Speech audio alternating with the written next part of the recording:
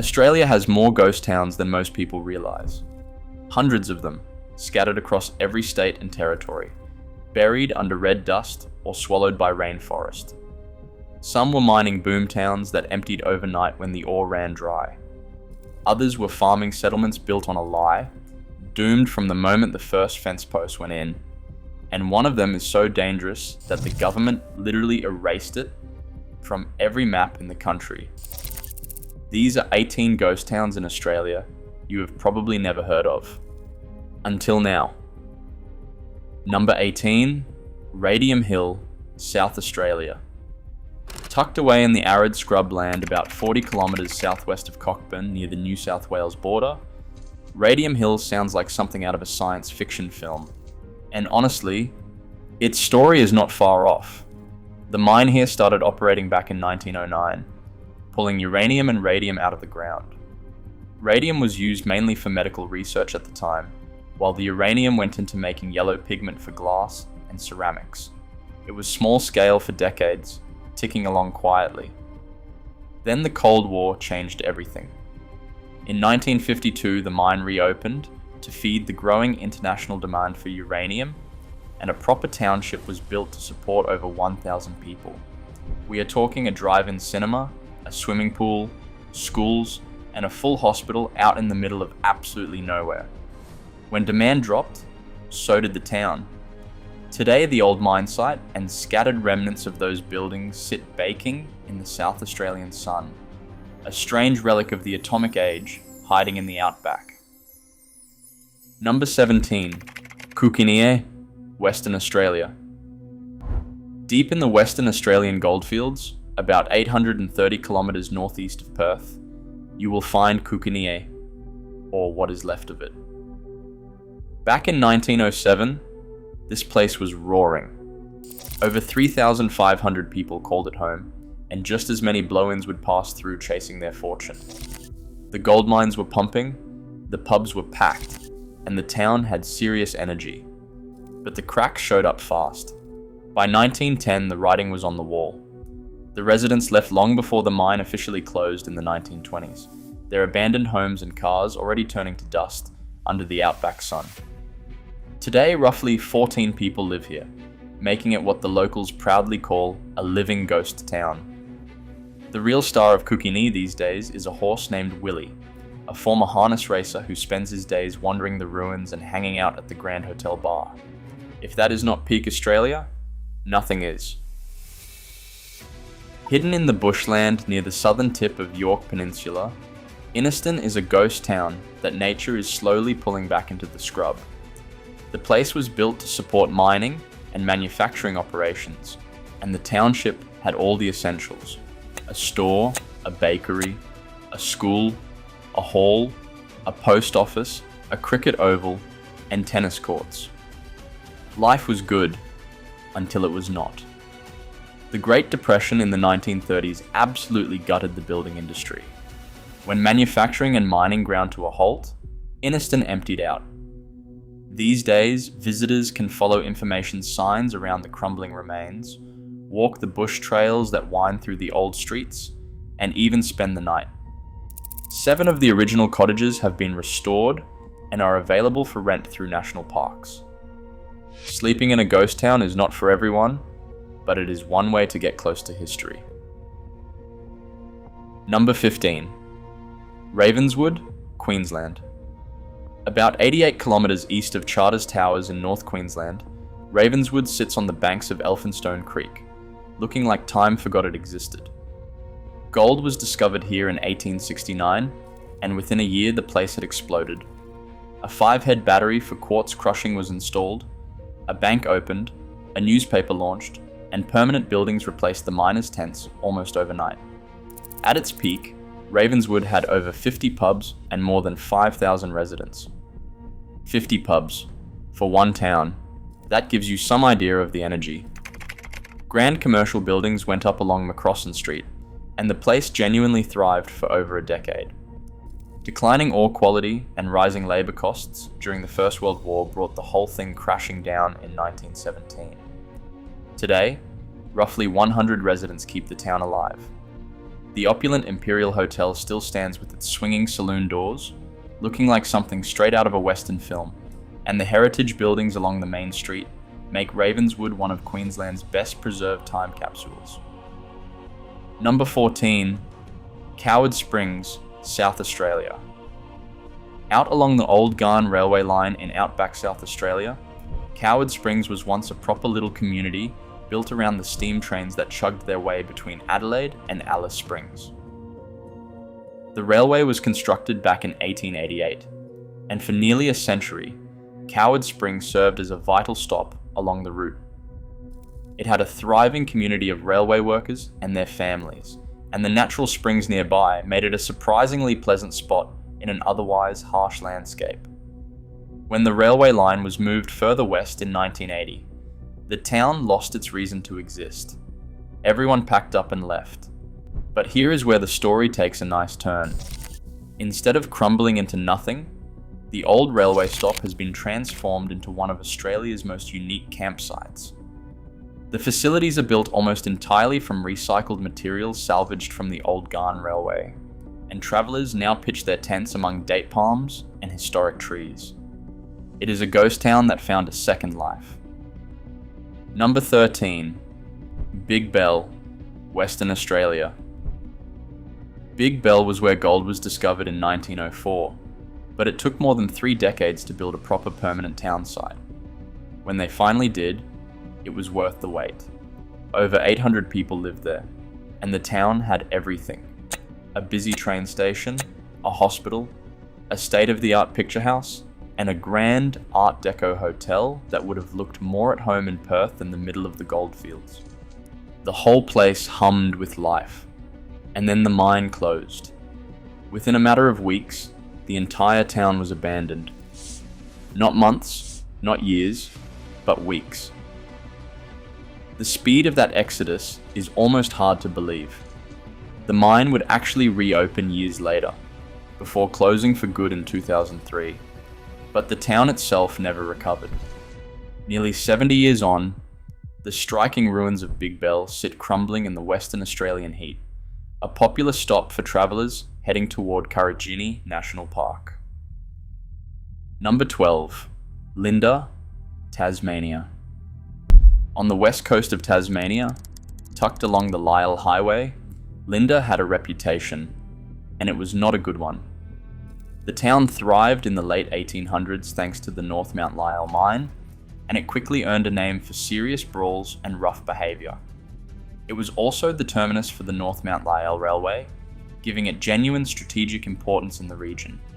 Miners, labourers and their families packed the narrow streets, and the pubs did roaring trade. Unfortunately for Linda, the mine was bought out by a new company in 1903, and the town's importance vanished overnight. The new owners had no use for it, and the residents drifted away. Today you can spot a sign welcoming you to Linda as you drive the highway, but beyond a handful of crumbling structures, there is very little left of this once notorious outpost. Number 11. Kanowna, Western Australia. Sitting on Maduwonga tribal lands east of Kalgoorlie, Kanowna was once one of the biggest gold rush settlements in Western Australia. At its peak, over 2,400 people lived here, and the town had all the infrastructure of a proper regional centre. The gold rush energy was electric. Prospectors flooded in, businesses sprang up, and for a while Kanowna looked like it would become a permanent fixture on the map. But alluvial gold is fickle. The supply dropped rapidly, the population followed, and by the 1950s the town was completely abandoned. Today all that remains is a lonely railway platform, some scattered mineworks, and 2 cemeteries sitting quietly in the bush. It is one of those places where you can feel the history, even though there is almost nothing left to see. If you have made it this far, do us a favour and hit subscribe. We cover Australian geography, hidden places, and forgotten history every week. Now let us get into the top 10. Number 10. Waukaringa, South Australia. Deep in the remote South Australian outback, Waukaringa is about as far off the beaten track as you can get. The town was once a small but functional settlement, and while it never reached the size of some of the other towns on this list, it had enough going on to sustain a community for decades. The most notable surviving structure is the shell of the old Waukaringa Hotel, which served its last drink sometime in the 1960s before the doors closed for good. There is very little left now, just a small cluster of crumbling buildings and that gloriously remote location. But that is exactly what draws the adventurous types out here. The silence, the isolation, and the feeling of standing somewhere that the rest of Australia has completely forgotten about. Number 9. Arltunga, Northern Territory. Located about 110 kilometers east of Alice Springs, in the red heart of the continent, Arltunga holds a unique place in Australian history. It was Central Australia's first official European settlement, and it was brutal from the start. The area was named after the Arrernte indigenous people, who had been living on this land for at least 20,000 years, before a South Australian explorer reported finding rubies here in 1887. Gold was discovered shortly after, and fortune seekers descended on the area despite the punishing conditions. The isolation was extreme, and the climate absolutely savage. Food was scarce and wildly expensive. At its peak, about 300 people called Arltunga home. By 1888, it was already starting to empty. The dry heat has preserved many of the original relics. Old police stations, stone buildings, tin cans, bottles, and fragments of houses all sit exactly where they were left over a century ago. It is like walking through an open-air museum in the middle of the desert. Number 8. Pillinger, Tasmania. In the wild southwest corner of Tasmania, completely swallowed by dense rainforest, Pillinger is one of the most atmospheric ghost towns in the entire country. It was established as a port in Kelly Basin, so the North Mount Lyell Company could ship ore from the town of Crotty down to the coast. For a brief period, the place was alive with industry. Workers, machinery, and cargo moved through constantly. 3 brick kilns still stand among the trees, along with boiler engines and part of a wooden train carriage rusting on its decaying rail line. Everything sits exactly where workers left it when they downed tools, more than 100 years ago. The rainforest has since moved in and wrapped itself around every remaining structure, creating this incredible collision of industrial history and wild Tasmanian bush. Getting to Pillinger requires some effort, but for anyone who makes the trek, it is genuinely unforgettable. Number 7. Steiglitz, Victoria. Between Geelong and Ballarat in central Victoria, Steiglitz is one of those ghost towns that managed to hold on by a thread. During the Gold Rush era, this was a busy mining hub with shops, hotels, churches, and even its own newspaper. Miners flooded the area chasing their fortune, and for a while, the town punched well above its weight. But as the gold thinned out, so did the population, and Steiglitz slowly wound down to the handful of residents who live there today. The old courthouse has been preserved and opens on Sundays and public holidays, giving visitors a glimpse into the town's heyday. The surrounding bush is popular for walking, and there is something genuinely peaceful about wandering the quiet streets, knowing that thousands of people once crowded them. Number 6. Farina, South Australia, about 370 miles north of Adelaide, in the Flinders Ranges outback. Farina is a ghost town with one of the most heartbreaking origin stories in Australia. The name means flower in Latin, and that tells you everything about why it was founded. Settlers arrived in the late 1870s, convinced they could grow wheat in the outback. For a brief, unusually wet stretch in the early 1880s, it actually worked. Farms thrived, the railway arrived, and by the time the population hit 600, Farina had 2 hotels, an underground bakery, a bank, 2 breweries, a general store, a church, and yes, a brothel. But the rain stopped. Drought claimed the town through the 1930s, and the last blow came when the railway closed in the 1980s. Sand drifted in, roofs collapsed, and Farina returned to desert. The cemetery still stands, with one corner containing headstones inscribed in Arabic facing Mecca, marking the resting places of workers from the old Afghan camel trains. Today, a dedicated group of volunteers runs a restoration project, and each winter they fire up the old bakery oven and bake bread in the same spot it was baked over 100 years ago. Number 5. Cook, South Australia. Sitting on the endless Nullarbor Plain, Cook is one of the loneliest places in Australia. It was built in 1917 to service the steam trains crossing the continent on the newly constructed Trans-Australian Railway. At its peak, about 200 people lived here, most of them railway workers and their families. The town had a store, a school, a swimming pool, and even a cricket oval. Life was remote, but functional. Then diesel replaced steam. Concrete sleepers replaced wooden ones. When the railway was privatised in 1997, the new owners only needed Cook for refuelling and driver changeovers. Most residents packed up and left almost overnight. Today, Cook has maybe 4 permanent residents and a lot of empty buildings slowly falling apart. The Indian Pacific train still stops here briefly, giving passengers a chance to stretch their legs and wander through what feels like the edge of the world. Number 4. Wittenoom, Western Australia. This is the one that changes the tone entirely. Wittenoom is not just a ghost town, it is a crime scene that took decades to unfold. Nestled in the Pilbara region, about 1,400 kilometres north of Perth, Wittenoom was established as a company town in 1947 to house workers mining blue asbestos from nearby gorges. During the 1950s, it was the Pilbara's largest town and Australia's only supplier of crucidolite. Over 160,000 tonnes of the deadly material were shipped out over 30 years. The problem was that asbestos dust was everywhere. It was in the mine, in the air, in the roads, in the playgrounds where children played. Workers even held competitions to see who could fill oil drums with asbestos the fastest. Kids made cubby houses out of tailings. Nobody told them the truth. Doctors raised alarms as early as the 1940s, but the mining company and government authorities looked the other way. Over 2,000 former residents and workers have since died from mesothelioma and other asbestos-related diseases. Some were children who spent just a few months in Wittenoom and developed cancer decades later. The mine closed in 1966. The government started trying to shut the town down in the 1970s.